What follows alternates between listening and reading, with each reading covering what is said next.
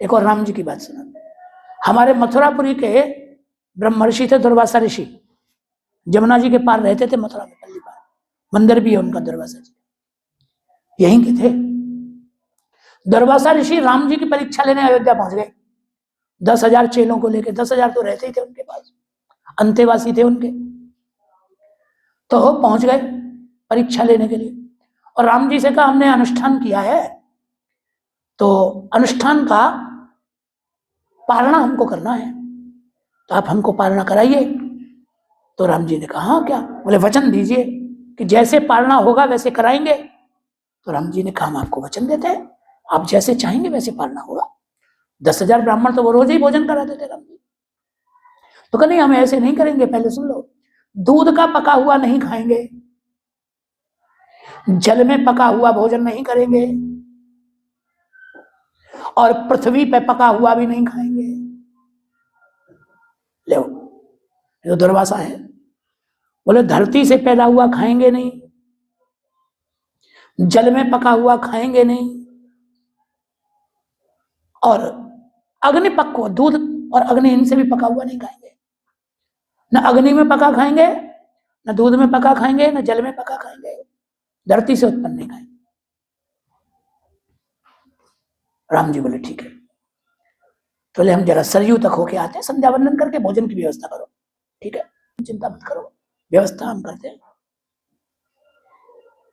धनुष मंगवाया, धनुष के बाण पे एक पत्र लिखा, और वो बाण स्वर्ग में भेजा राम जी ने, स्वर्ग में छोड़ा। इंद्र की सभा में वो बाण गया करके गिरा, उठाओ देखो क्या है।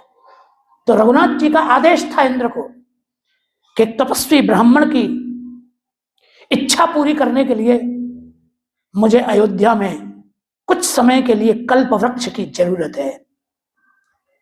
आपको आदेश दिया जाता है कि इस पत्र को पाते ही कल्प वृक्ष अयोध्या में भिजवा दीजिए। अब इंद्र घबराया, कल्प वृक्ष तो शोभा है। तो उसने पूछा बृहस्पति से, बोले क्या करें? तो बृहस्पति बोले तुम मूर्ख हो, तुम कुछ और कर सकते हो उनकी आज्ञा मानने के सिवा? हमसे पूछ रहे हो? पहले तो ये बताओ, उनकी आज्ञा मानने के सिवा तुम्हारी औकात है कोई? कुछ कर सकते हो तुम? कर तो नहीं सकते। तो बोले शर्म नाम की कोई चीज है? अभी रावण को मारने आए थे भगवान, तुम बड़े परेशान थे, तुम्हारे सर में दर्द, तुमने अपना रथ भेजा था, तुम्हारा कितना बड़ा हित किया, रावण मारा। सूर्यवंशी राजाओं के कितने उपकार हैं तुम्हारे ऊपर, शर्म नाम की कोई चीज है? अभी भी सोच रहे हो? तुरंत दे दो, दूसरा रास्ता नहीं है, दे दो चुपचाप। तो कल्प वृक्ष आ गया वहां। अब दुर्वासा इस चक्कर में कि देखें क्या भोजन कराते हैं, तो आए।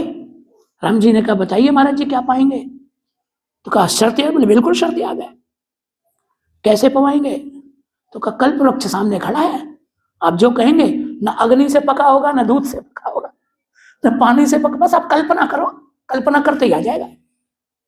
सत्य संधश्च